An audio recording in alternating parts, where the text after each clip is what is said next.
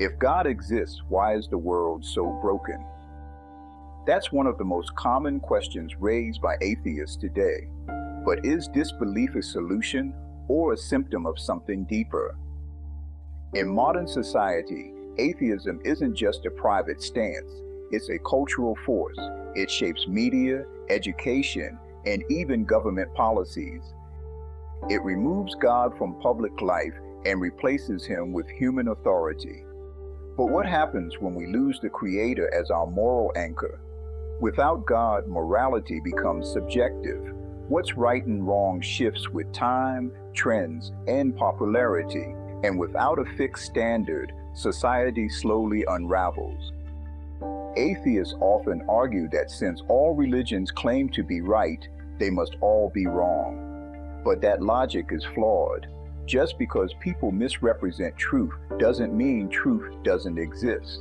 Human error doesn't cancel out divine reality. The Quran acknowledges human flaws in religion, but it also warns against denying God because of them. In Surah Al-Baqarah, chapter 2, verse 2, it says, "This is the book about which there is no doubt, a guidance for those conscious of God." The mistake is confusing the Creator with his flawed creations. Religion has been misused, but that doesn't mean God isn't real.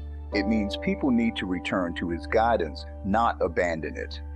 One of the most dangerous effects of atheism is the loss of gratitude.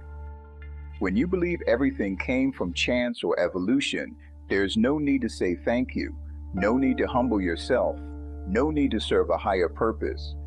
Imagine waking up each day, breathing air, drinking water, eating food, yet never acknowledging the source behind it all.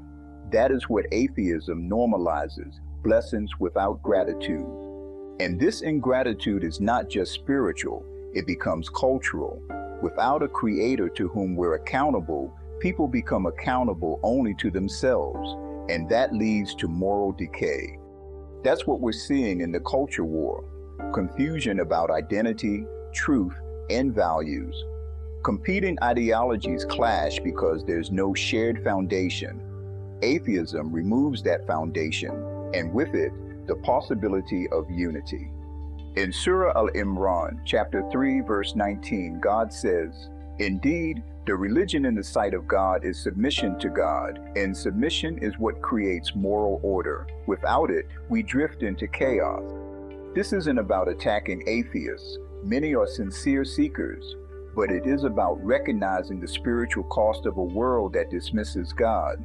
Without divine truth, every opinion becomes a god, every desire becomes a right, every person becomes their own judge. And this isn't sustainable. A society without accountability collapses. History has shown that when God is removed, tyranny rises. When truth is ignored, confusion spreads.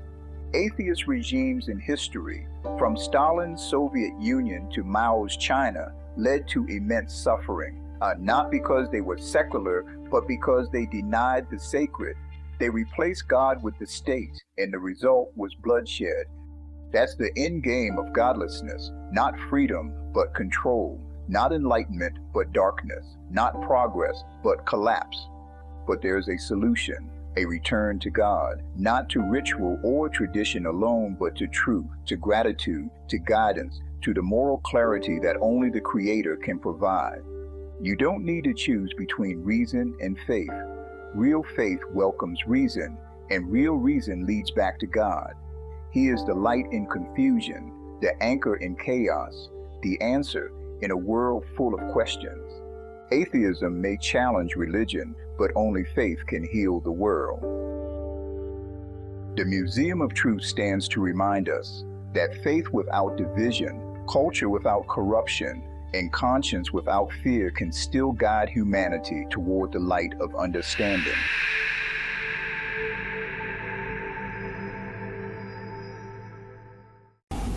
Thank you for joining me for this episode of Beyond the Veil.